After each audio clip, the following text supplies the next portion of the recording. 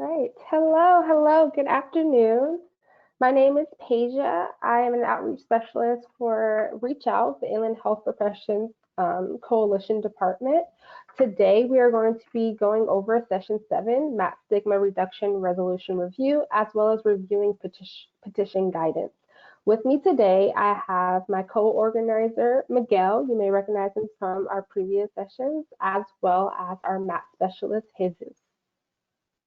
We wanted to hop on and let you guys know that we're still waiting for a few more students to trickle in, but we wanted to let you know that we are starting. So bear with us. We're going to give it another couple of minutes and then we'll start the presentation, okay?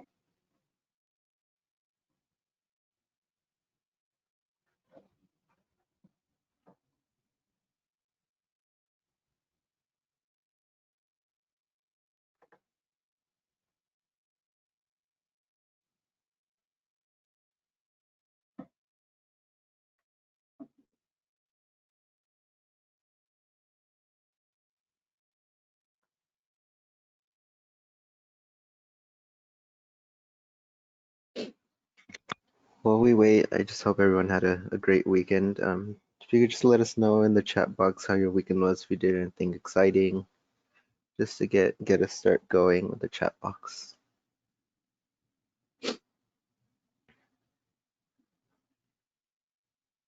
Thank you for asking, Jesus. I know that I had a very relaxing weekend.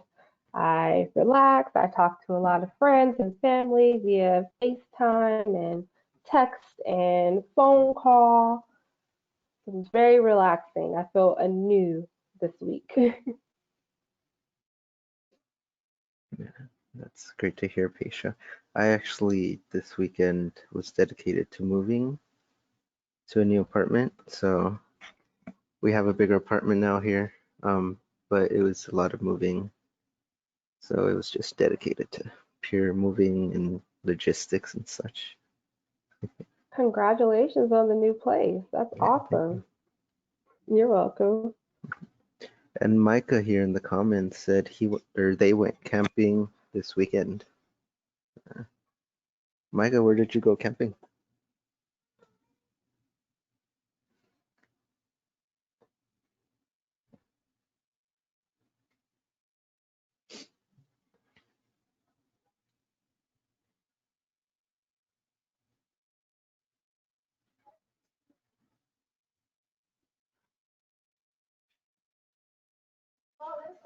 So they went out to the Modesto Reservoir. Nice. Thank you for sharing, Micah. How was it?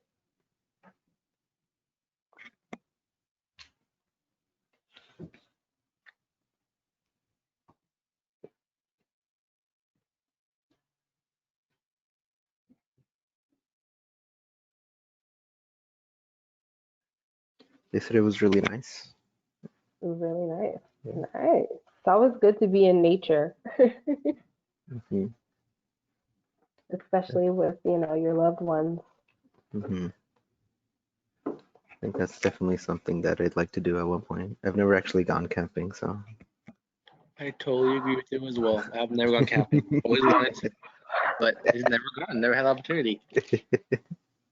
Okay, so when we say we've never been camping, does that mean like you've never even like summer camp, nothing? Nope. Mm-mm. I need that to Majority of change. my summer is spent like in the neighborhood growing up. Wow, summer camp was so much fun. Oh my gosh. I didn't particularly care for camping. I'm not even going to pretend as if I did. I would prefer maybe to stay in a hotel and then go for like the day activities and then go home. Prefer that as well. The sleeping outside tent, sleeping bag thing was just not for me. I agree. Alrighty, you want to give it about like one more minute to let that a few more students trickle in? I believe we're actually at the total number of students. Okay, awesome. All Now we right have 8 then. students. Yes. So we are there.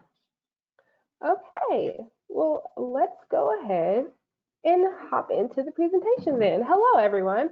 For those of us who, those of you who are just joining us, welcome to session 7 of our MAP stigma reduction resolution review, as well as petition guidance. I'm Pasia. I am the facilitator. I'll be facilitating the presentation. I am with Reach Out Inland Health Coalition Department. I also have our co-organizer on the line, Miguel, as well as our MAT specialist, Jesus, and they will be assisting during the presentation as well as manning the chat box and, making sure that we're all being interactive. So let's go ahead without further ado and hop into it. Okay, so here is a recap of MAT Session 6. You may recall that those of you who attended, it was actually with Miguel, who's here with us today as our co-organizer. So during the last MAT session, we learned how to identify MYA or cities, so specifically Riverside County and San Bernardino County cities, regarding their stakeholders. We also learned how to define a resolution, and we also learned the process of writing a resolution. So today, we'll be reviewing the steps of creating a resolution. We'll learn how to create a resolution document. We'll learn how to create a petition, and we'll also learn the art of community outreach and engagement. So have a fun-filled presentation planned. All right. So going back to the review, reviewing the steps of creating a resolution. So if you recall, during the last session, we learned the steps. So here's a little recap. So here are the steps. We have this wonderful visual. So first, we create an objective. We create a committee. We find local leaders and stakeholders. We attend a city council meeting, and then also create a petition. Okay, resolution review. So a resolution, it deals with matters of special or temporary. It deals with, one second. Alrighty, I'm going to change to this view because this taskbar is kind of in my way. Okay, so it formally expresses the governing body's opinion and how it'll be adopted by an official vote, resulting in separate document that goes beyond simply an action that will be taken by the council in minutes. It's confined to one subject and record official. Administrative actions are not supported by the charter or code of ordinances, and it is not legally binding. So next, we're going to review the how to create a resolution document that we shared last time. So if you look in the taskbar, you'll see a handout section. And if you want, you can pull up that handout section on your own to pull up the document. I'm going to pull up the document myself. And we will review together. So we won't review the long 2 paragraphs at the beginning, but we'll review the main bullet points, which are forming a committee and drafting a resolution, finding a champion and getting to know your local council, educating your neighbors, mobilizing for public hearing, mobilizing for the council vote, and celebrating your victory and keeping going. So going back to forming a committee and drafting a resolution. So that is in reference to forming a small committee to sponsor the resolution. And then after that, you want to continue forward with writing a resolution, which we're going to actually talk about today. We're going to do an exercise together and talk about different actions that are included in an actual resolution. Then you also want to take some sample resolutions that are available from advocacy groups. Can anyone in the chat box tell me what an advocacy group is?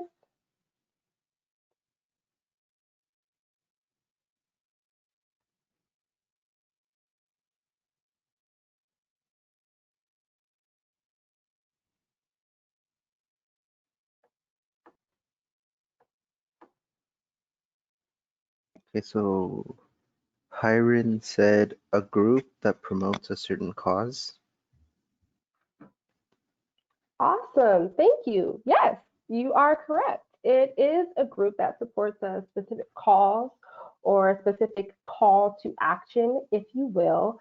And essentially, they're trying to push that agenda to see some sort of change happen. So, can we think of an advocacy group that would be in particular of particular interest to what we're trying to push forward with the MAT, with our MAT resolution? Or can we think of maybe an advocacy group that we could form?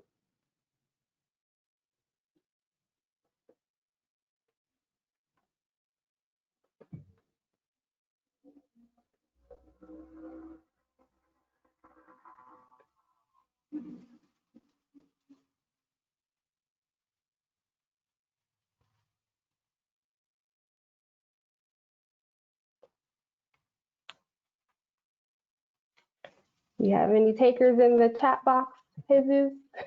Not at the moment. Okay.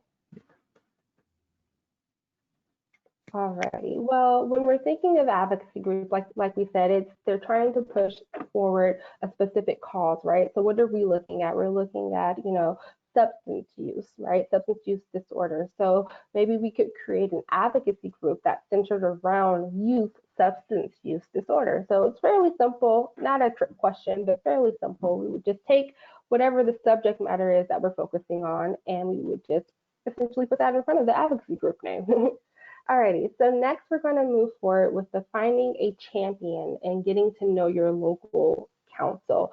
So last session, we reviewed a lot about what that local council looked like in reference to Riverside County and San Bernardino County. We talked about some cities like Fontana, and finding who your local city representatives were, or your city council members were.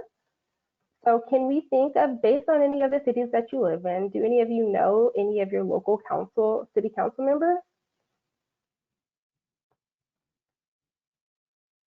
Or do you know where to find that information?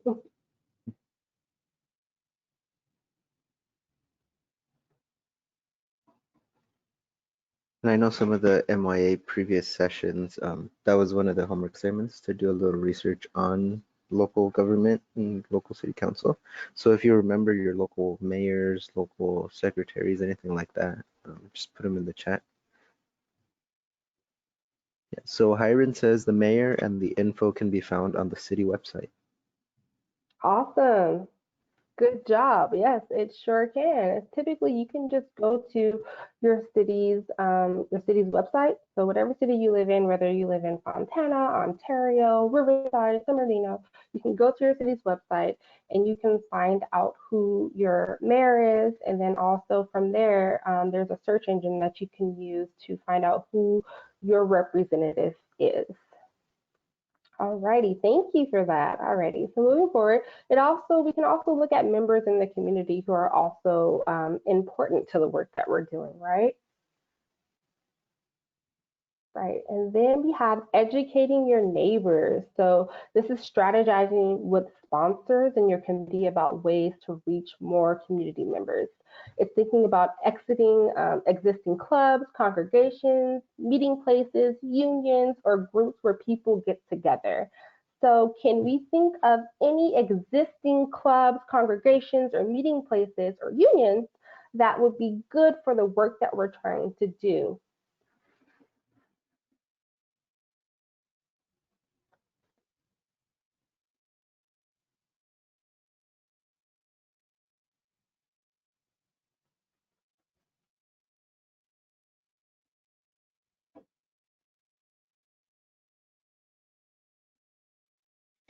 So far, nothing in the chat, but just to get their minds rolling, try to think of any sort of groups that you pertain to, whether they be high school groups, maybe you're part of Alliance International, key clubs, um, any church groups, maybe you go to a specific church. Hiron said city council meetings, right? So those are held quite frequently in cities. So that'd be a great place to go, and that's where we're trying to shift our program towards. Yes, correct. Thank you for that, Jesus, and thank you for the contribution. Yes, city council meetings are definitely a great place to go. That's obviously, that's what we're trying to move more towards. So including with that educating your neighbors, we can also draw up a petition, which we're actually going to discuss a bit more in detail today. We can also educate our community using leaflets or handouts, essentially saying, here's our cause. This is why it's important, and a central handout. And that handout can look like an infographic with data and figures and concept maps. So that's also a great way to educate your fellow neighbors or your fellow community members. So after we educate our neighbors and we get them riled up and ready to take action, we are going to mobilize for the public hearing, right? So the public hearing is finding out if the council will hold a public hearing on the resolution before they vote or if there will be a public hearing. It's important to turn out as many people as you can to attend. So that's another reason why the petition and garnering that community support is very important, because the more people the more people that show up, the more support that you have. There's power in numbers, right? Okay, Then and from Paisha, mobilizing the, before, oh, sorry, go ahead. sorry, yeah, before you move on, another comment came in. So Gloria said, if we have the National Night Out again, that would be a perfect place to connect with local neighborhood groups. Thank you, Laura. Yes, correct. And just piggybacking off of that, can we think of any other spaces that we could definitely call for mobilizing the community? Other events, it could be anything from a pep rally at school, obviously not in person, but maybe a virtual pep rally that your school is having, or it can be maybe you're going to a youth retreat.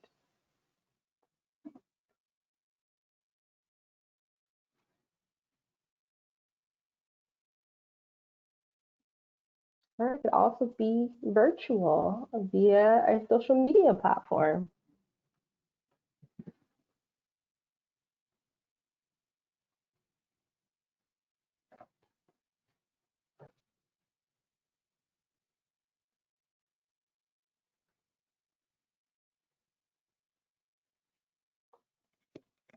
Nothing so far in the chat. Okay. Okay, Well, there one came in. 69. Okay, awesome. So Grace said we could spread information about the program online. So like you were saying, social media. Most definitely. A social media campaign is a great and awesome way, especially when you're looking at your age group, your specific demographic and age group. It's an awesome way to get the word out to attend public hearings. So that way we have those numbers. Like we said before, there's power in numbers, right? The more, the better. Right.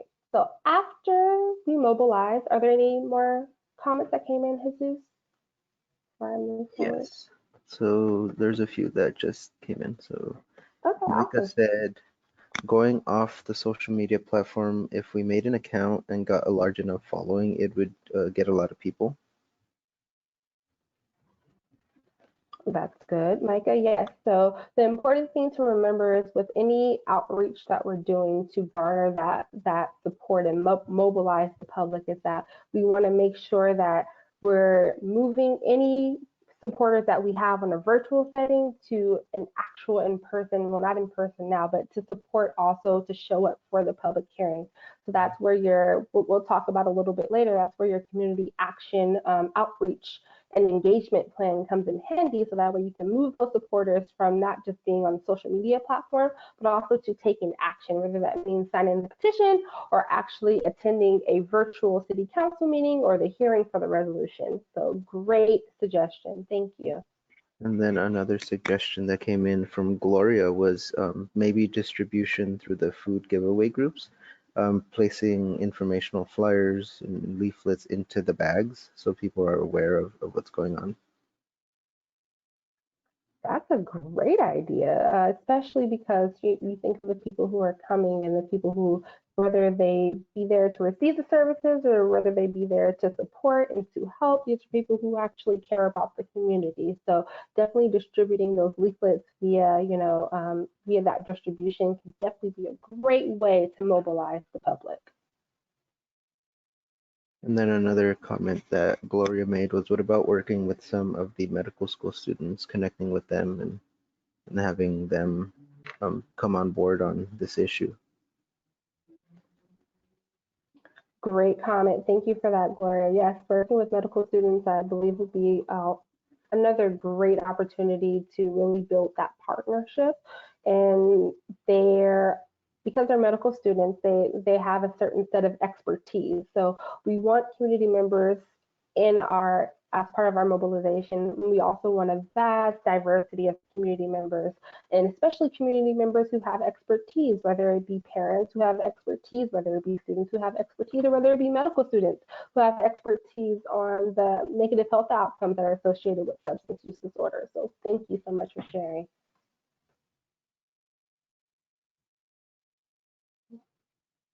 Any more? Not at the moment. Okay, awesome. So let's continue forward. And we're going to talk about mobilizing the council vote. So this is where we're really getting down to it, right? So the first step is to find out when your resolution will be brought up for a vote. The second step is to get your supporters to contact their council members. So that's why during our last session, it was very important that we find out that we know who our council members are. So then we can have our supporters, we can teach our supporters how to find out who their council members are and how to contact them. And lastly, we show up together and we are visible at the meeting where the vote will take place. So once again, that there's power in numbers. The more, the better. So, and lastly, once all of this is completed, we celebrate our victory and keep going. So when your resolution passes, you be sure to privately and publicly thank all of the sponsors and everyone who voted for it. You send out a news release and post it on your Facebook page. You can schedule a meeting for supporters and you can discuss what else you can do to educate and mobilize your community. So this is also where it's important to think about sustainability, right? So the first step is to have, first you create the resolution, then you have the resolution is passed. Yay, right? But after that, you want to make sure that the council, that we're being held accountable for the resolution to be in place and also to see further change. So that's where you also can start to discuss sustainability. So continued actions. What can we do to make sure that this actually happens? So using the chat, maybe can we think of any ways? So let's say our resolution that we're working on right now, it gets passed. Yay, we're excited. We send out our thank you note. After that, what's some ways that we can implement or some actions that we can implement to make sure that what we want to be done is actually being done? And that can be anything from setting up regular meetings with our council members, sending out reminders via social media to our community to let them know to make sure that they're holding their council members accountable. So anything along those lines, any ideas you have?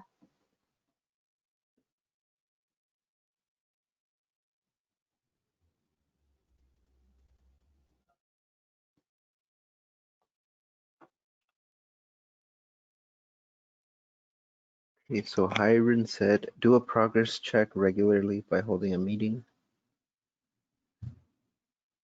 Awesome. Yes, I love that. Yes, using technical terms. Yes, progress check, progress report. Yes, because you're holding your representatives accountable and you're letting them know we are serious about seeing this change actually occur. And not only that, that can also be something that you include in your resolution, saying these are the times and points and times that we're going to do a progress check to make sure what it is that we ask to be implemented is actually being implemented, because that's how real change happens. We can make a decision or try to make a decision, but if there's no continued sustainability or plan in action to make sure it happens, then sometimes it kind of tends to fall on deaf ears. So great suggestion. Thank you. Have any more comments? Not at the moment. Alrighty, okay, so we will continue forward with our presentation. So just to recap, that was our how to create a resolution review. So next,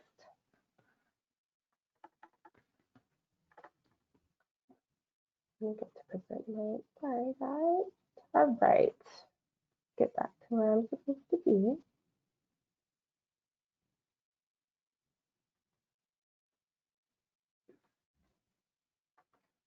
Okay, so next we're going to talk about creating a resolution document. So we've talked about what this resolution will be, how to create it, but now we're going to talk about the actual document that we're going to submit. Okay, so this is a sample. We're going to pull it up and we're going to work on it together. But I wanted to give just a bit of a snippet of what our resolution document looks like. So I'm going to go ahead and pull up our resolution document and we're going to work through it together. So when I say work through it together, as we move through the document, when we get to certain spots in the document, utilize the chat box and let me know your thoughts on what should we place there, okay? So do we have a sample city that we would like to focus on? Any city in the Inland Empire.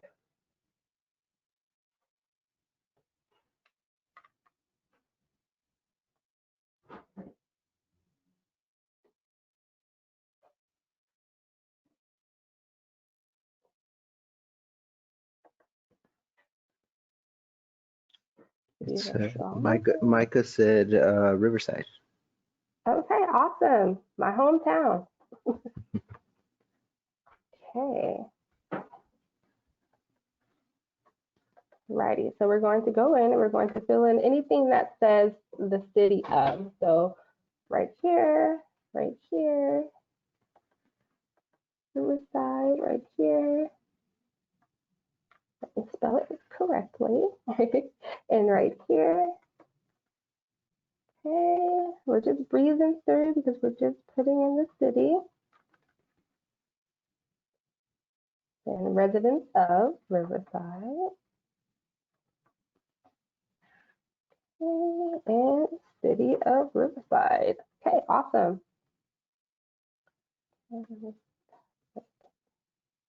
Okay, so then you see right here, this is basically, it's a document to help guide us. So once we actually submit the document, this is when all the signatures will be added, but right now we're just going through and adding the information that we need to add for ourselves.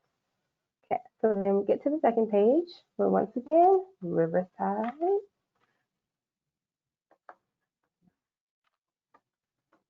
Okay, so we're going to go ahead and head to Exhibit A. So if we notice in the first, sorry, let me go back. So you see the first paragraph asks, so we have the whereas. So essentially we're talking about the steps that we want to have be taken, right, for a specific action. So for example, the whereas we take positive steps to improve the physical, social, and environmental health, and share and teach these values to achieve and sustain a healthy, clean, and safe environment for current and future generations, okay? Then we go to the second half of that, and it says, now therefore be it resolved by the City Council of the City of Riverside that all departments will uphold our community values as outlined in Exhibit A. So Exhibit A is our meat. So, you know, when you hear people talk about the meat and the potatoes, this is the potatoes, right? The first page is the potatoes. Exhibit A is our meat. That's when we're really going to get into our specific actions that we want to be taken for our resolution. And Exhibit A, to empower the residents of Riverside and enhance their health and well-being. And then the next goes into talking about passed, approved, and adopted by the city council of the City of Riverside. And once it is approved, the date, specific day, will be placed into the section right here. Alrighty, and once it's approved, then the mayor, president, or governing body leader will sign, as well as the city clerk, or the person who's in charge of official documentation, which I believe for Riverside it is the city clerk. Okay, so essentially the same thing, but I wanted to get to our Exhibit A because this is, like I said, this is our meat. So these are the topics that we are going to be asking the city council and governing bodies to support within their city. Okay, so we have point A, community education on substance use disorder and opiate use disorder. So we go into a little bit more detail and we say that the way that we approach education about SUD and OUD, we'll use acronyms, in the city of, once again, we go ahead, we put Riverside, about SUD and OUD is crucial to help residents better understand the nature of the disease of addiction. We support education that improves the physical, social, and mental well-being of the residents. So all of the sessions that we've had thus far, we've been talking about all of this, right? About SUD and OUD disorders, right? And about how we want there to be more education and more support to help individuals who may be suffering from these disorders to make a better physical, social, and mental well-being, or to have a better stance for all residents and community members. So we go back through. Once again, we're at the city of Riverside. So you see how easy it is? We're breezing right through. So here we go. This is the part that I want us to work on together. So let's fill in some actions we would like the city to do around SUD and OUD education. So put on your thinking cap and think back to some of the sessions that we've had, as well as some of the research that you've done, and maybe some of your personal experience about actions that you believe would be important for SUD and OUD education. I'll give you guys a bit of a second, and we'll start to fill in those actions.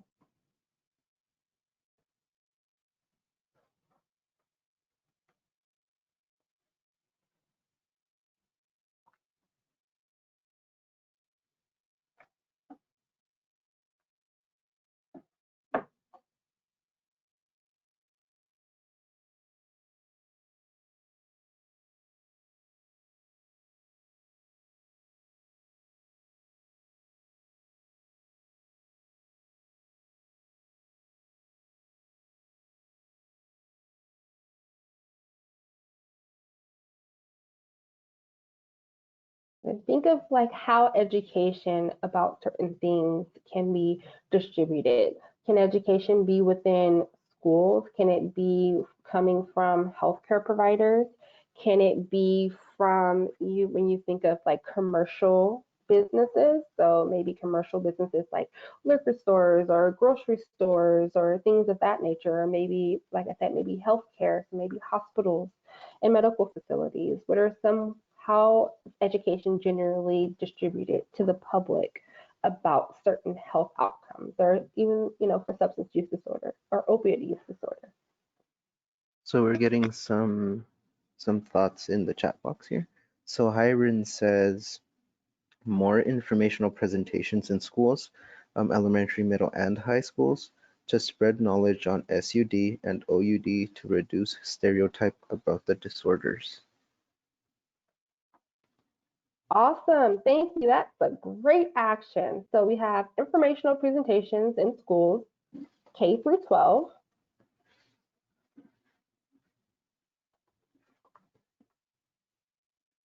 Maybe, I don't know about K, so, so I'm like, wait, they're a little too young. So maybe we're thinking elementary school, so maybe fifth graders. So fifth and 12th grade. Okay. And he said to, or they said to increase. To spread knowledge on SUD and OUD to reduce stereotype about the disorders.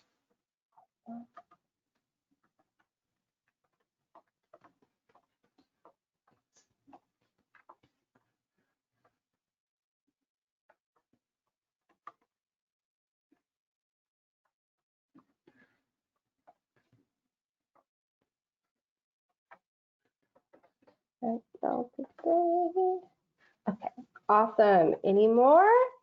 Great Yes. suggestion. Thank you. So Grace suggested inform the community about the risks associated with SUD and OUD, especially teens and young adults in schools. So it's very similar to the first one as well. Okay.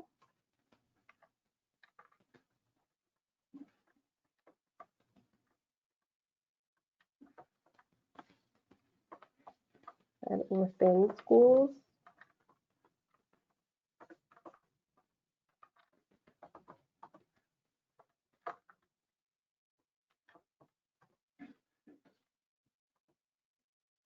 Okay, so Grace, continue off of that. What's a specific way? So, for example, Micah said informational presentation. So, how would we go about informing students or informing the community? Is there a specific method? So Hiren here suggested create a flyer to be distributed to the public. Awesome. We love those handouts and those leaflets. Nothing like a visual aid.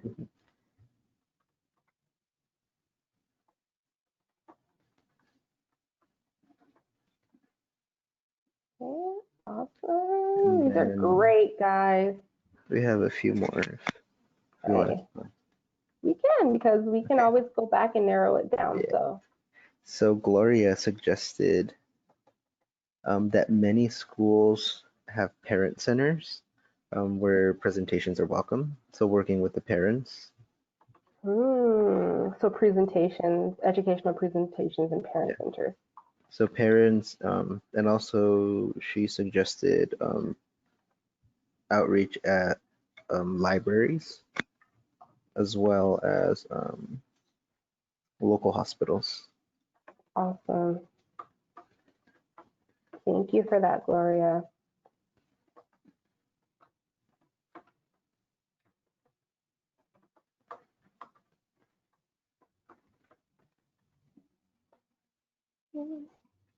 Any more? These are great. That's all for now.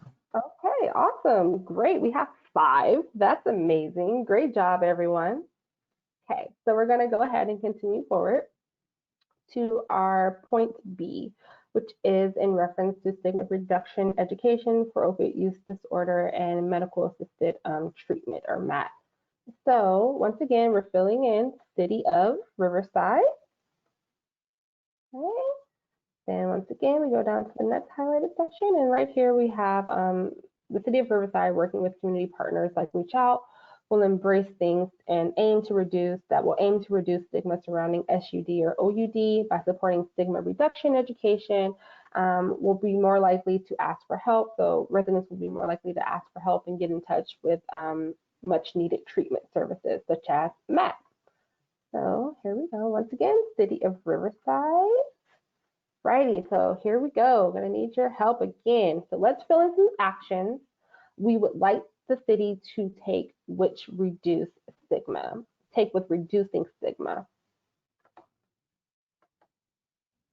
So right here we have, for example, understanding stigma by creating education for all residents. Then we can go a little bit more into detail. So specific ways geared at reducing the stigma. So before we were talking a lot about education, right? And getting the word out about it, right? So specifically in reference to reducing stigma. So, the way that people tend to view those who may suffer from substance use disorder or opiate use disorder. How can we go about changing those mindsets so that way it can make either people who may be suffering from these disorders more likely and they feel more confident to access resources or to have more providers offer those resources. So how can we do that?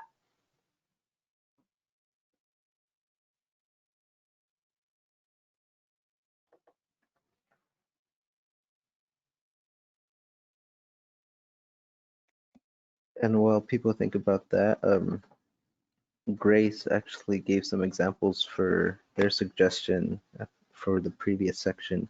Awesome, Grace. So they suggested, so for example, in schools, we can have a short period of class time to be dedicated to learning about SUD and OUD. Great, thank you. Yes, I love the specifics.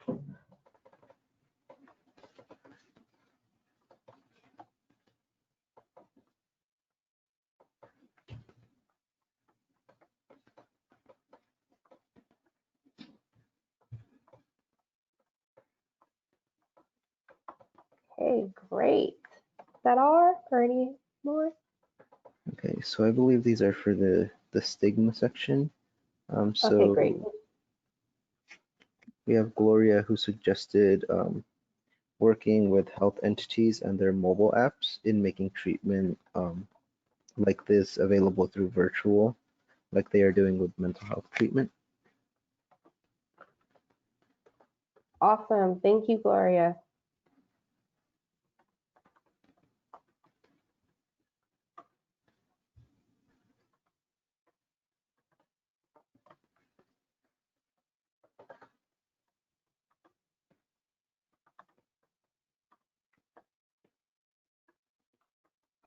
Great. Okay. And then we have Hyrin, who suggested invite a person who actually went through the disorder to encourage others to be more empathetic and give SUD patients courage to get treatment. Great suggestion. There's nothing like that lived experience, someone with lived experience coming in to speak firsthand about it. Do you know the specific setting that we would want to invite them? Like a school, city council meeting, or maybe just a community action meeting?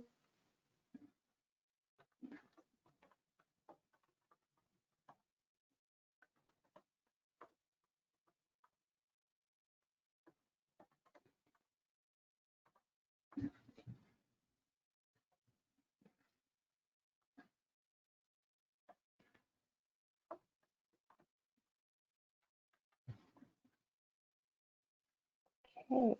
Any more? Okay, Another great. another suggestion. Okay, so before I go to the next suggestion, so Hyrin gave some examples for the previous suggestion. So they said, I think school presentations and also to parents through parent centers. Awesome. Great.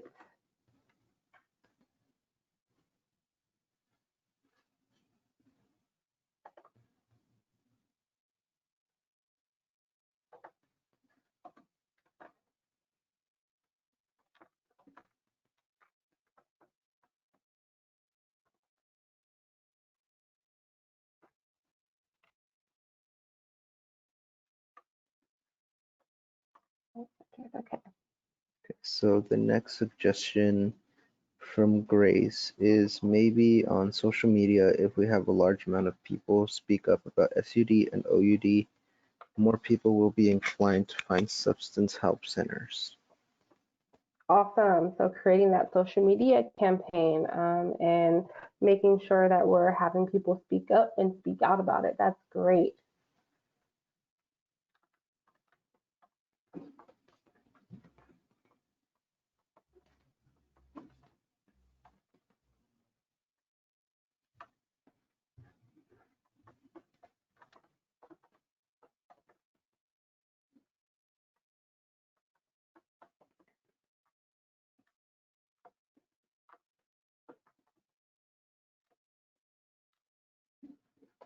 All right. Any more? Not at the moment. Okay, great. All right, so we'll go ahead and move to the next section. Like you guys are doing awesome. So we're going to go to point C. So advertising and promoting community resources for MAC. So in this region, SUD and OUD rates affect many. It's an issue that crosses economic, social, and ethnic boundaries. It affects people in their daily lives, from the most privileged to the most marginalized communities. So once again, continuing forward, the city of Riverside will work with community partners to promote. So this is where I'll need your help again. So we're going to fill in some ways, some types of ways that the city can advertise and promote treatment resources. So whether they be actual centers or whether they be access to therapists or outpatient treatment, what are some ways that the city can advertise and promote treatment resources? So think of what advertising looks like.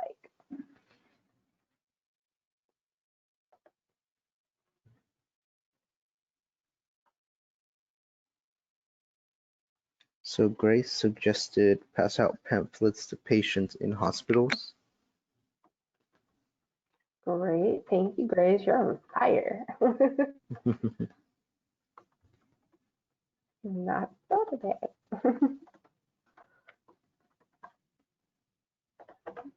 Oh, that's why I'm like, oh, pamphlet. That explains a lot. Okay, any more? Not so far. Okay, great. So think of advertising. It doesn't even have to necessarily be health related. When you think of how companies or organizations advertise to you, what are some of the ways that they advertise to you? You could be, driving with, your parents or a family member, and maybe you'll see a big billboard, right? Or you can be in a store and maybe you'll see an ad with like, an actual picture, or maybe you're reading a magazine and you see an ad, or maybe you're at the mall, and they have those big, like, in the glass windows, like just different things that you can be a part of. So think outside the box. It doesn't have to be necessarily like a health advertisement, any type of advertisement.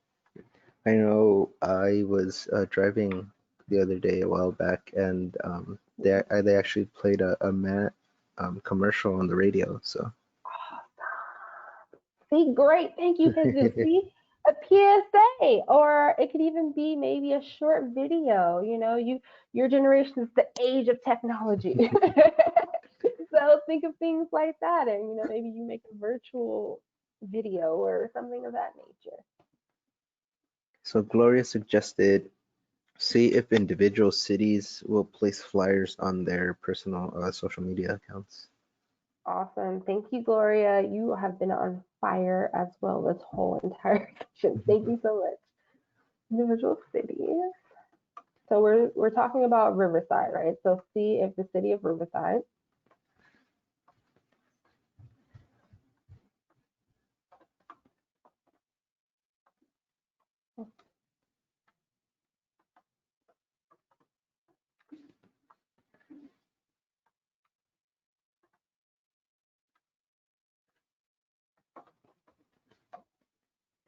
Okay, any more?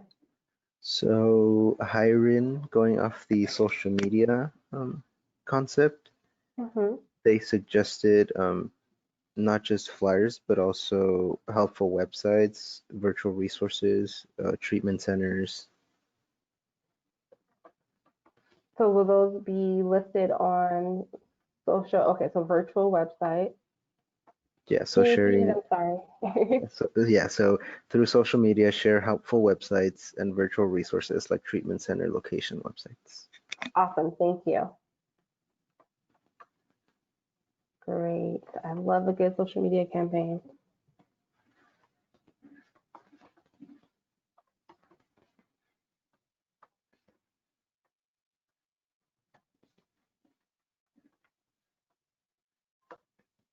And local map centers. Correct me if I'm wrong. Okay. Any And then more? These are awesome. for example C, Mhm. Gloria just suggested to include also the local libraries. Okay.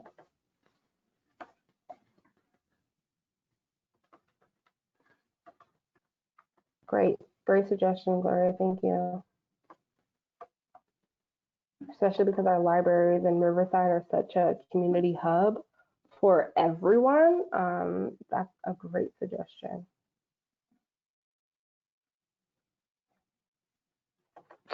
Any takers for E? Going once, going Oh, twice. something just came in. Okay. So Hiren suggested poster with QR codes so people can easily see the information in public and scan with their phones to go to the helpful websites and resources. Okay, great. Yes, a QR code. Everyone loves QR codes. All you have to do is just put your phone at it and it takes you automatically there. That's a wonderful suggestion. Thank you.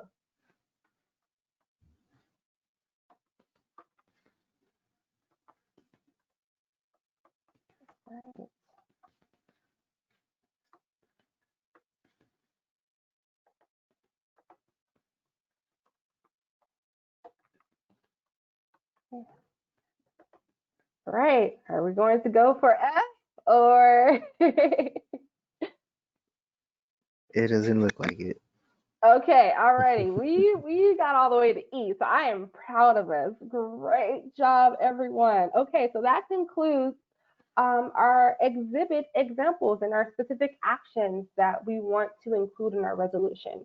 So your examples will be added to our final resolution document. So the wording may be a bit different, but it'll be the specific examples that you provided. I wanted to just get the ideas out, so I want to make sure that everything, of course, is grammatically correct. So we'll probably go back and correct some of those, but your examples will be included on our final resolution document. You all did awesome. This was incredible. So now we're going to continue forward in our presentation. Make sure I save this. All right, so we're going to be moving forward from our resolution document. It doesn't start where I was.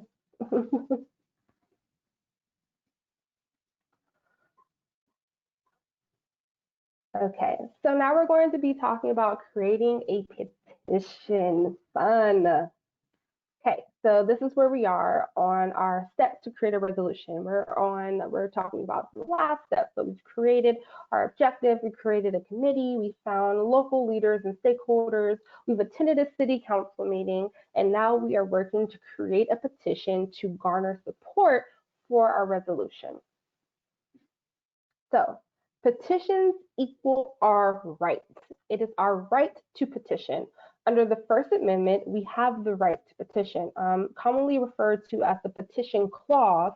It states that people have the right to appeal government in favor of or against policies that affect them or in which they feel strongly. And that freedom includes the right to gather and sign in support of a cause and to lobby legislative bodies for or against legislation. Okay, so that's just a bit of the technical terms that's actually used in the First Amendment. But what I want you all to take away from this is that it is an actual right to petition our government, and our government starts at the local level, right? So we have the right to petition our local city councils. Okay, so how do petitions help? So we have the right, but how does that right help? Right? So there is power in numbers. I've been saying that the whole presentation on purpose because I wanted your minds to start thinking about the fact that, when we have more people together, we can create bigger change and bigger impact. So petitions are a good way to get the attention your community, to get the attention of your community and of your decision makers, and to bring forth change and gather support for your specific cause. Like I said, there's power in numbers. The more names you have in your petition, the harder it will be for officials and decision makers to ignore you and your cause. So if it's just you yourself, not saying that you are not all awesome, wonderful individuals who are all capable of great change, but when you go to your local city representatives and you have a petition and backing what you're saying, and you're saying, okay, we want more MAT treatment centers in our city. And not only that, we have a petition of 100,000 signatures from local community members who agree with us. It makes it a bit harder for them to ignore the cause that you're pushing for. Okay, so the steps, okay? So step one, these are the steps to creating a petition. Step one, you want to research your topic. So mind you, these steps, we've already done a lot of these steps, but I want you to just kind of see the basic outline of what they are, right? So step one is researching your topic, understanding all the pertinent rules and regulations. So luckily with all of these sessions that we've been doing and that you've been attending and so graciously participating in, we have our research. We know the topic. We understand all the pertinent information and rules and regulations, right? So then we get to move to step two, and that's where we determine how many signatures we need.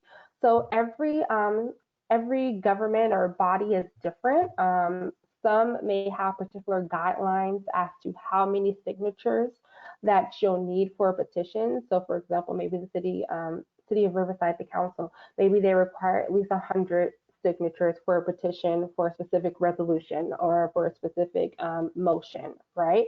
So doing that extra research to see how many signatures you'll actually need for your petition, so that way you're making sure that you're managing your time correctly and you're really going to have that impact that you're looking for. Then we move to step three, and that is developing a statement of purpose. your why. So why do people want to sign your petition? What is the reason behind it, right? So for us, we're thinking of everything that we've been talking about with substance use disorder and opiate use disorder, right? So the why and the region in our area, we have X many amount of community members who are suffering from these disorders. They need resources. We need more education, right? And we need it to start at a lower level than it typically starts, like within it, like we were talking about, within elementary schools, middle schools, high schools, right, into the general public. That's our why. So we have step 3. We just have to word it correctly, right? And then we go to step 4, and that's adding supporting details, explaining the problem, why does it need to be fixed, and what is the specific call of action to address the issue. So I'm going to pause right here on step 4 when we're talking about adding supporting details and explaining the problem. And I want you all to utilize the chat and tell me what some of the problems are, right? So what is the problem? Why are we doing what we're doing? What's the point of these sessions? What are we trying to push forward with our resolution?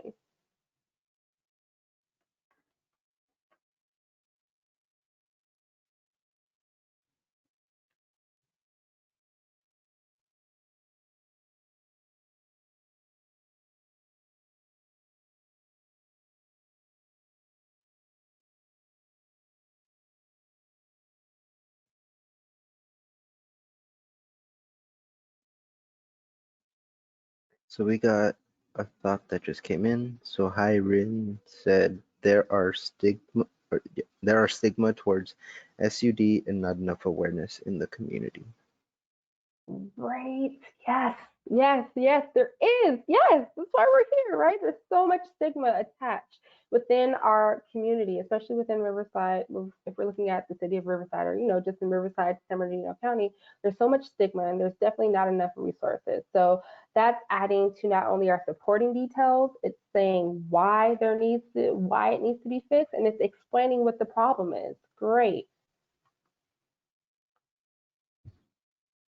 Grace says, when people are using drugs, they not only harm themselves, but the people around them in their community.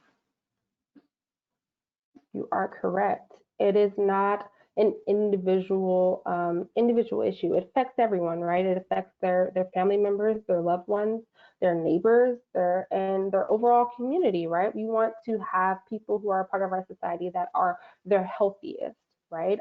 When people are at their healthiest, our economy thrives, right? Our local economy thrives. People are healthier. That means that they can do more. They can be more involved in public action and voting and all of those great things that we get to be a part of. So you're absolutely right, Grace. Thank you.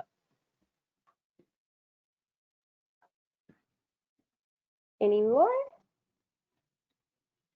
Not at the moment. Okay, alrighty. We'll move to our next step. So step 5, cite your references. So I know you're probably tired of hearing it from your teachers, but citing your references is so important. Sorry, Jesus, did you have something to say? No. Okay, all right. Citing your references is so important. So when we're going in and we're writing this petition, right, and we're saying that, X amount of community members within our region suffer from substance use disorder, cite that reference, whether it came from, the CDC, or it came from, a local health entity that reported that data, or SAMHSA, whatever the source is of that information. We want to make sure that we're citing our references, right? Then step 6, create virtual or physical petitions for signatures. And we're going to get into that next. That's kind of like the fun part, right?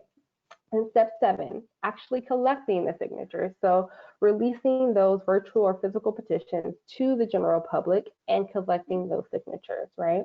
And then step 8 is being patient. Petitions take time, right? It takes time for people to read what it is that you want to do, for them to decide whether or not they want to support, and for you to receive their feedback. So being patient is very important.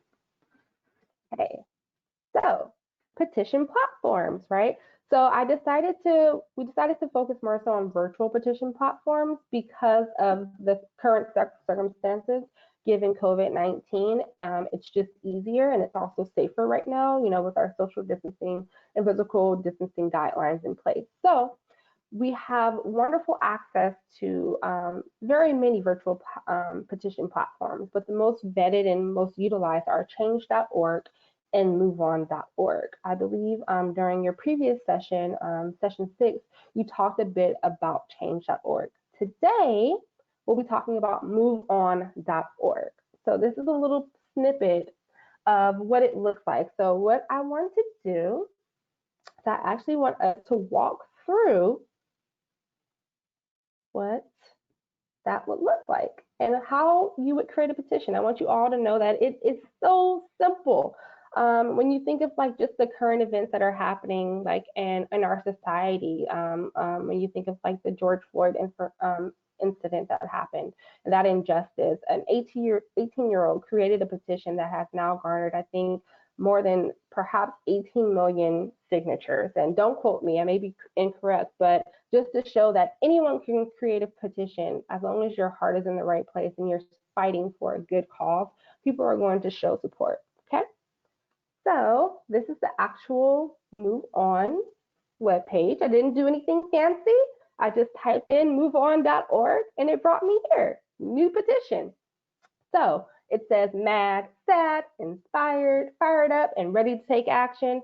You don't need to wait for an organization to start a petition on an issue that's important to you. Start your own petition right now. It will just take a few minutes and we'll be here to support you. So I went ahead and I started typing in our petition title. So I actually want to change that. So maybe we can change it to, do we have any takers to say what we would like our petition title to be? This is just practice. We're not creating the actual petition right now. But if we were creating a petition to garner or to gain support for our resolution, what would we want that petition to be?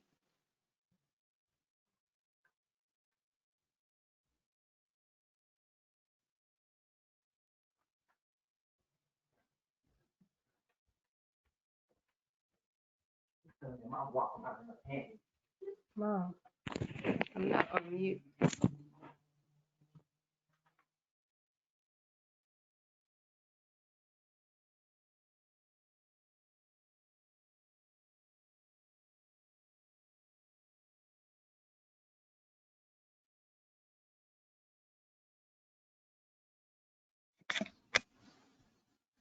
So nothing's come in yet. Okay, that's okay. So let's just say we'll name it for now substance use disorder and opiate use disorder resolution. That's not the real title, but we'll just put it as a placeholder for now, okay?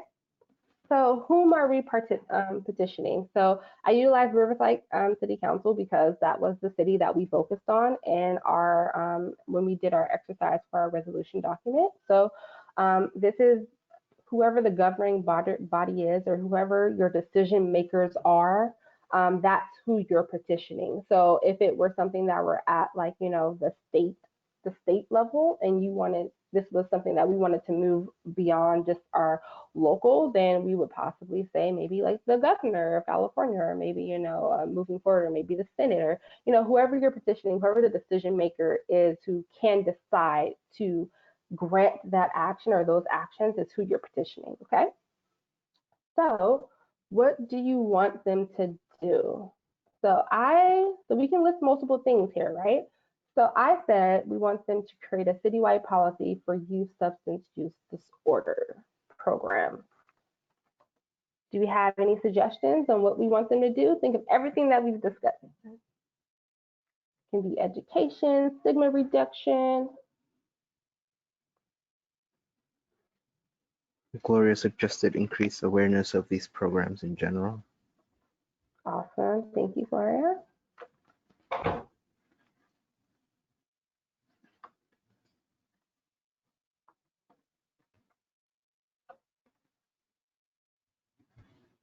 Awesome. Any more? Not at the moment. Oh wait, one just came in. Create more substance abuse centers. That was suggested by Great. Grace. Great. Thank you, Grace. Yes, we definitely need more centers. You are correct. Any more? What about stigma?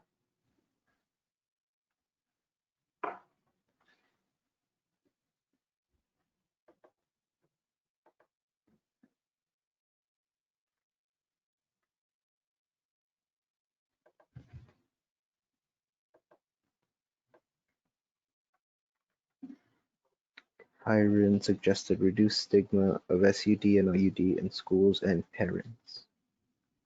Great. Thank you for that.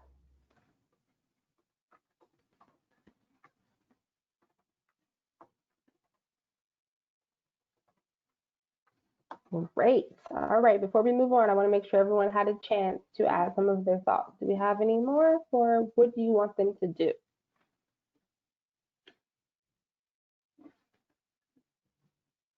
That seems to be it, Aisha.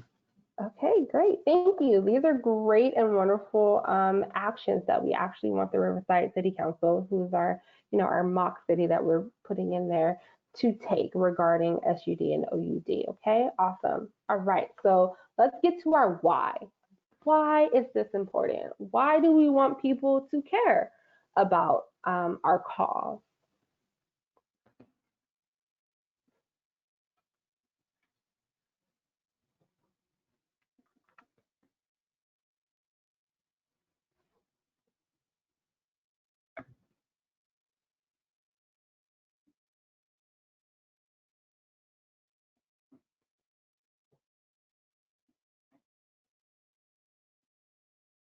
Don't overthink it, everyone. At the root, what is it that we want to see be accomplished in our community? So Gloria said it's important because it can affect all demographics. Great, thank you. Great suggestion, Gloria. Thank you.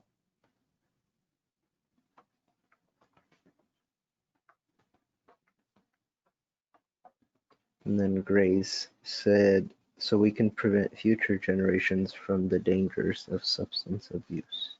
Awesome, thank you.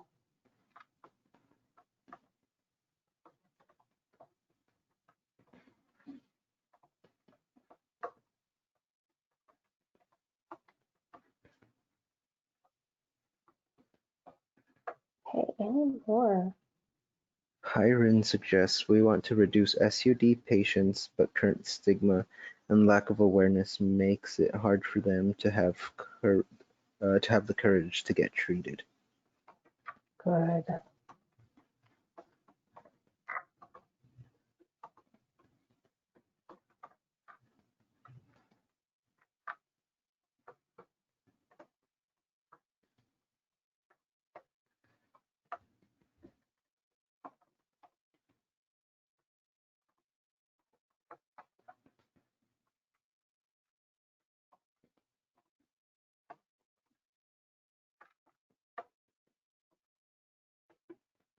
Great, I love that. Okay, any more? It doesn't look like it. Okay, great. Those are awesome. So we have the fact that SUD and OUD can affect all demographics. So we can prevent future generations from the dangers of substance use disorder.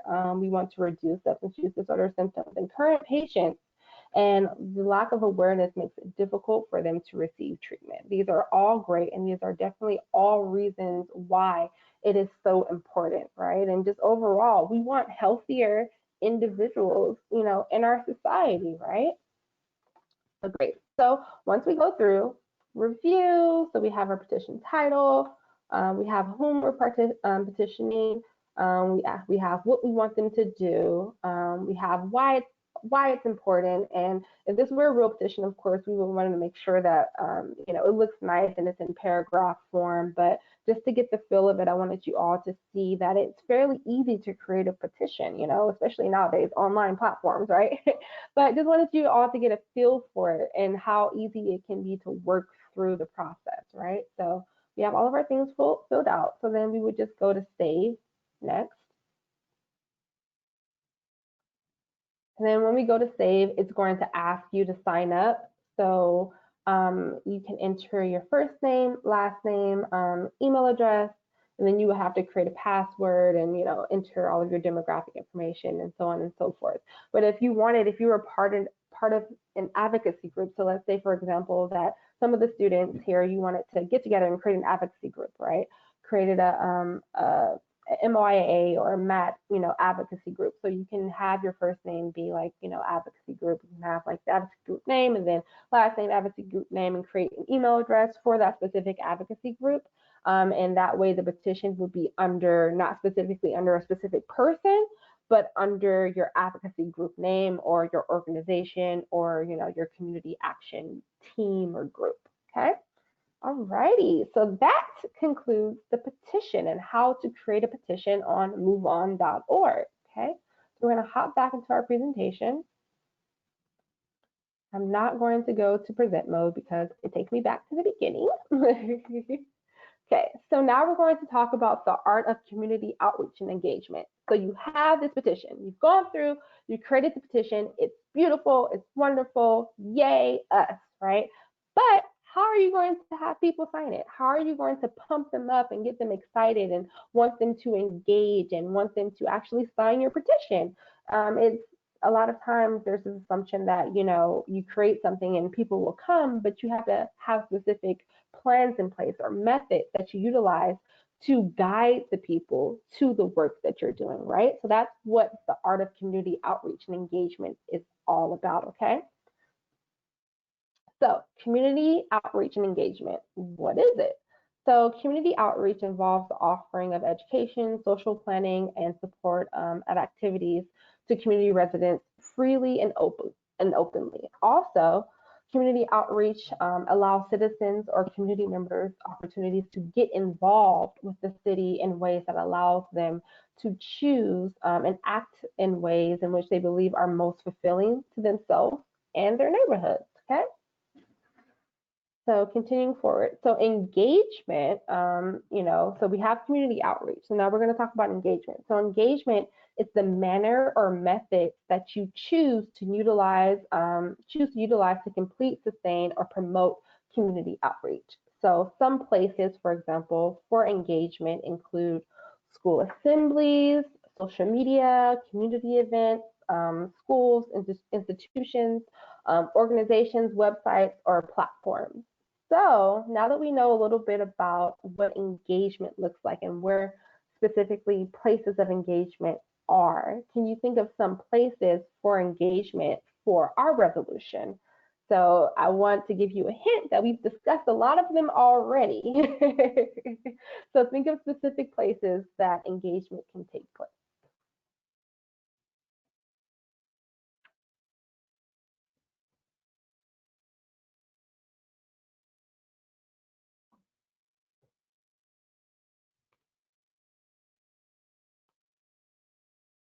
Hiron says City Hall where City Council meeting is held. Awesome. Yes, correct. City Hall, City Council meetings are a great place to garner engagement, right? So maybe you're going to a City Council meeting and there's people there, right? There's community members, there are city officials, right? There are business owners, there are stakeholders within the community as well as key partners who often are at City Council meetings. So it's a wonderful place to really engage the community and let them know about your cause. Great. Grace suggests club meetings at school. Great. Yes, club meetings. Yes, the underspoken place of interaction. That's a wonderful place for engagement. You're amongst your peers, and then also you typically have some sort of, teacher or staff or administration who's maybe like, the lead for the program or who offers assistance. So not only do you get to engage your peers, right, and you engage them and let them know these are the causes that we're looking for, at a set time and location, but you can also engage that teacher or that administration, and they can then take that on and spread it to the other teachers and the other administration at the school. Great suggestion, Grace.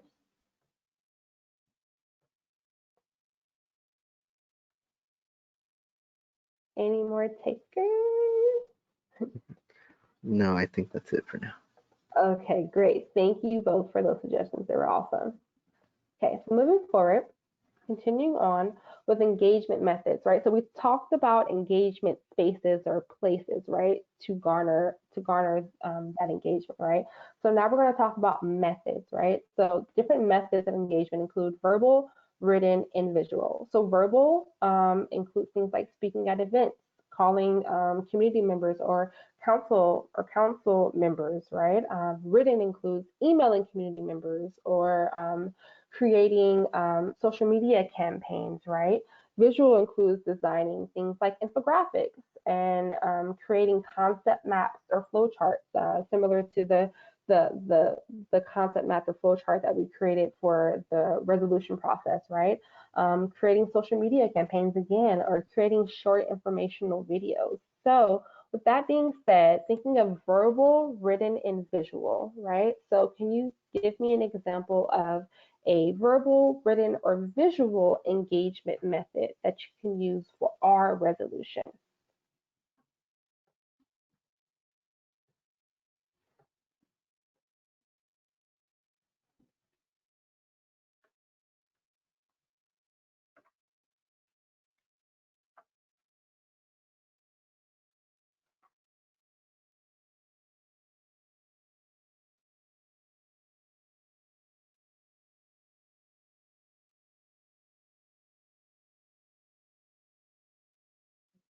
Grace suggested creating a poster that spreads more information about our resolution. Great. Yes, people are visual.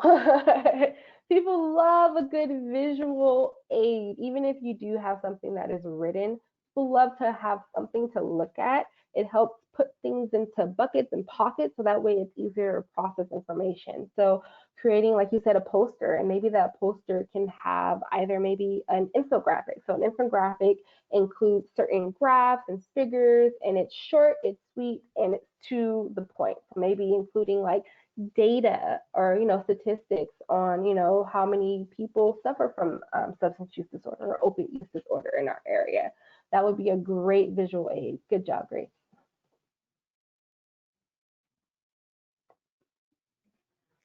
That seems to be the only suggestion that came in. Okay, great. Awesome. Thank you, Grace. And just continuing over. So these are engagement methods that we would utilize to gather support for our petition, right? So if you're thinking of verbal, right? So earlier someone said, maybe at a local club meeting for school. So maybe you and your team members who are on your action group get together and you do a presentation, a verbal speech about the importance of of the petition and why it's so needed and why it's so necessary, right? Or even written. Maybe you distribute just a small like written PSA to your school, or maybe you write a PSA and you ask to have that posted at maybe a local grocery store or local health entities.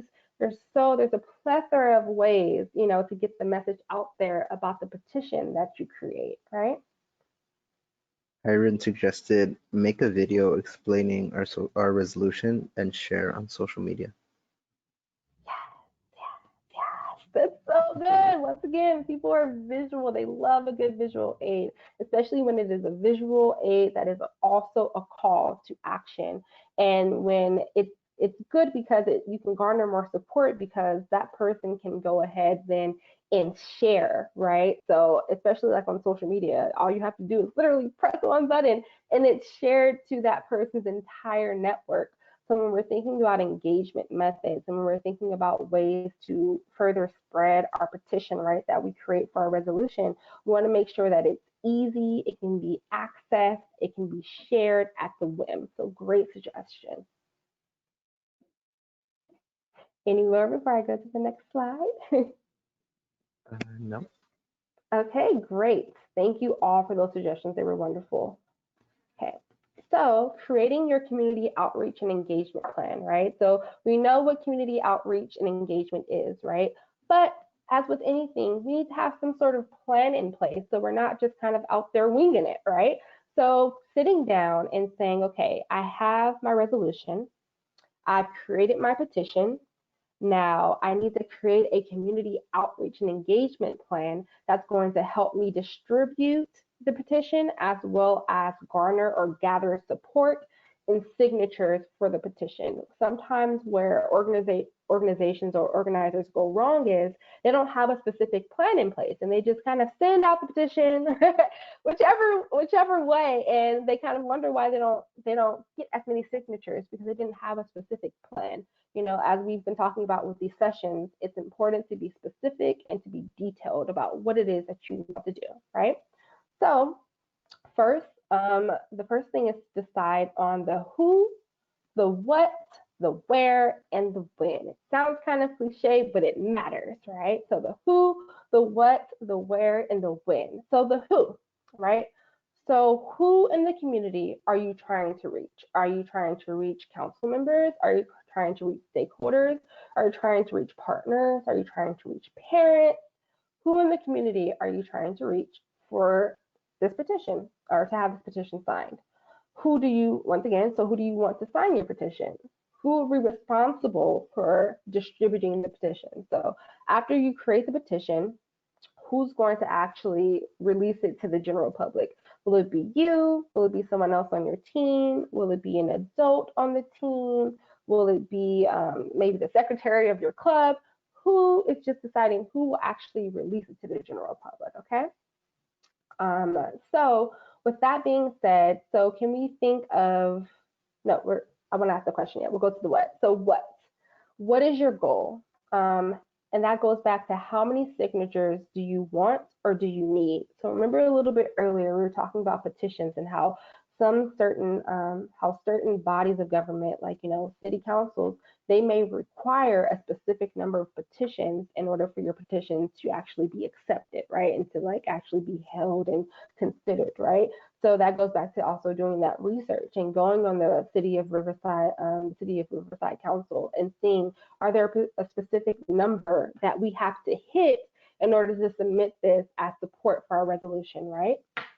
And then also, what is the purpose of your petition, right? So when you're engaging with the community and you're trying to get people to sign your petition, they need to know why.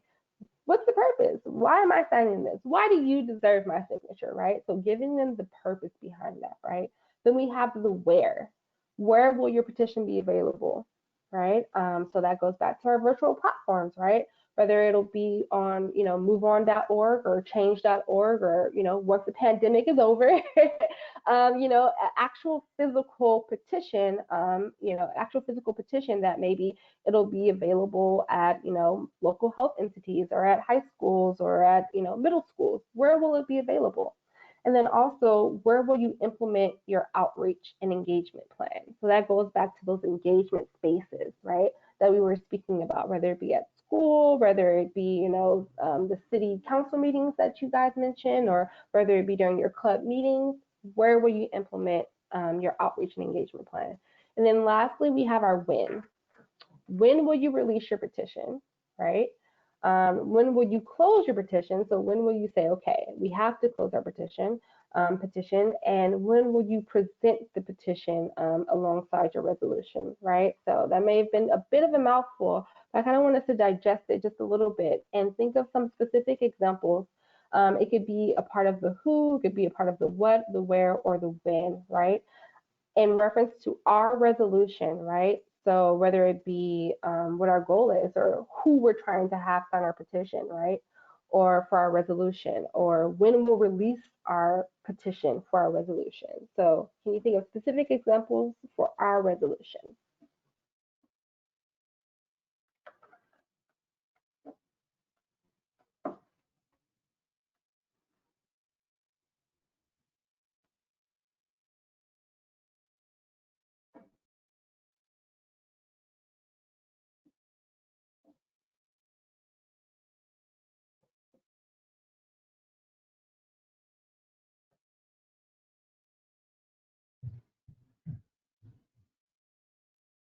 Any takers, Jesus? Not yet. Okay. And you guys, just another minute or so. Remember, don't overthink it. A lot of these we've already discussed.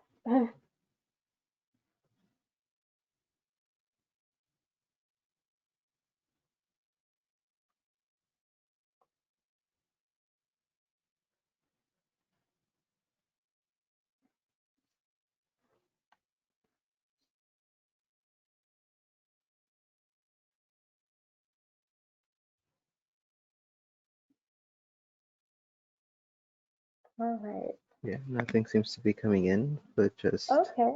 something that we went over before was parents. Mm-hmm. Grandparents, so maybe having them in the loop. Great. Thank you for that suggestion, Jesus. Yes, parents are definitely people who we actually want to sign a petition, right? So when we think of who we want to sign a petition, it's similar to when we're thinking of, stakeholders and key partners, right? So who are our partners, right? Who substance use disorder and opiate use disorder, who's it affecting, right? So we think of maybe students, right? Having your fellow classmates or friends, sign petitions, right? We think of the what. So what is your goal? So we would have to do more research behind how many signatures are required for a Riverside City Council petition, if there is one. Sometimes there isn't, right? And then also looking at the where, right? So that goes back to like the virtual platform and how great it is that it's so easily accessible. We went through it before. So whether you want to use moveon.org or change.org, that could be the where your petition is available, right? And then as far as the when you want to release your petition depends on when you actually want to submit your resolution, right? So if you wanna have those signatures in that petition prior to submitting, like the resolution, right? So if you're going to submit the resolution, let's say in September, then you want to make sure that you give yourself enough time to release the petition and get as many signatures as possible, right? So that has to do with the win. Righty. So I would like to thank you all for your participation in all of our activities thus far in the presentation. We are heading into the last bit of the presentation and we're going to discuss homework, right? And just some things to consider and to bring with you to the next session. So some items include brainstorming 3 actions to include in Exhibit A of our resolution document, which you all did a fantastic and wonderful job providing those examples. But even if you think of more, maybe you're brushing your teeth tomorrow or tonight, and you're like, hey, I thought of 3 more examples, and you wanted to include them, bring those to the next session, or you can email those. Also, once you practice making a petition by utilizing one of the online petition platforms. You don't actually have to create the petition. You don't have to press submit, but maybe you go on and you do exactly like we did. You put in the title, you do the purpose, you state who you're petitioning to, and you really detail and explain those reasons. And maybe you can just take like a screenshot of that, and that can be one of the things that you can do. And then also creating like a sample outreach plan. So you have, like you said, we have our resolution, we have our petition. Now, how are we going to garner or gather support to have people sign our petition and have people to back our resolution? Remember, there's power in numbers. I'll say it again. There's power in numbers. So how can you gather those numbers? Okay.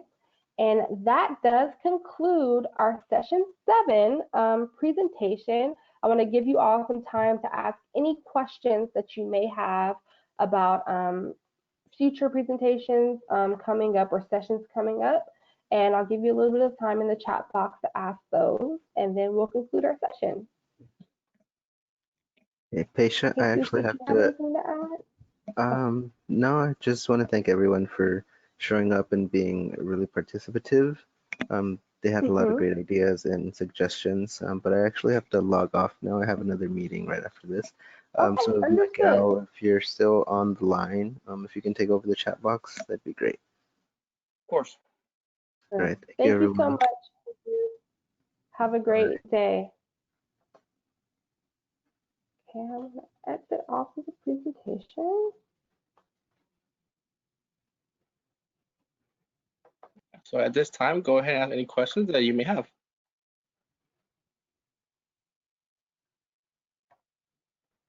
Give you guys a minute or so to ask us questions. Don't be shy. Anything that you want to know about this, it could even be questions that you have regarding this session that we didn't exactly answer.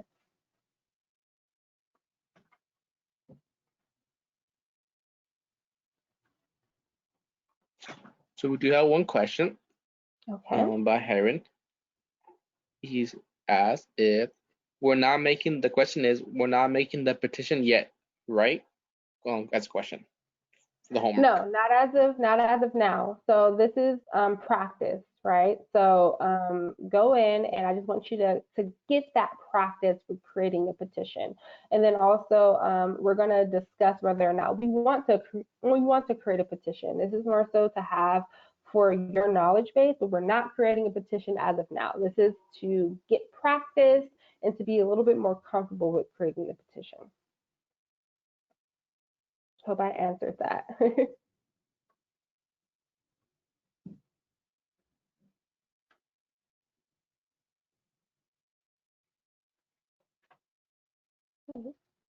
A little bit longer. Miguel, did you have anything to add, by the way? No, not the moment. Okay. Making sure. Well, what I can add for next week, we'll be going over our potential timeline as well. Okay. Okay, awesome. Thank you, Miguel. So I hope you all heard that next week we'll be going over our tentative or potential timeline. So you don't want to miss that. Okay, you have anything coming in the chat? We do. We have a question from Grace. Okay. She asked, can you show us the outreach plan slide again? Yes, I can. Awesome. Thank you for asking that. Okay, do you want me to go from the petition, or I'll go from here? Here we go. The who, what, where, and when.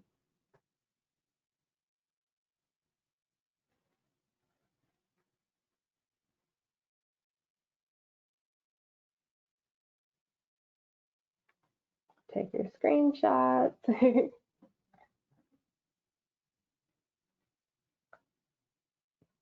And as always, if you have any questions or concerns, you can reach out to any of us, and we can go ahead and answer your questions. If you're doing some of the homework activities or exercises or practicing and you get stumped, please don't hesitate to reach out to us so we can assist. Okay. And as a quick reminder, all PowerPoints will be uploaded to YouTube as well on our channel. Great. Thank you for that, Miguel. I forgot about that. Thank you. Yes. So if you weren't able to, maybe you missed something, or regarding maybe the petition or regarding the resolution, it will be available via YouTube for your review later. Thank you, Miguel. You're welcome. Okay. We don't have any more questions in the chat. None. I currently do not see any more questions. Okay, so we'll go ahead. Go ahead, Miguel. Sorry.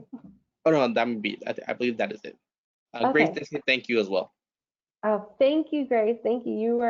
Thank you for your participation and involvement. Really appreciate it. All of you who participated, and all of you who are silent watchers, thank you as well. Hopefully you gained something a little bit more from this presentation and from the session. And we look forward to seeing you all during our next session. Take care, take space and time for yourselves, practice self-care, and we will see you next time. We'll go ahead and close it out if there aren't any last comments in the chat. No, I don't believe there are no more comments. I think it would be safe to say to close out today's webinar. Apologize. You're fine. All right, awesome. Thank you. You guys have a great evening, okay?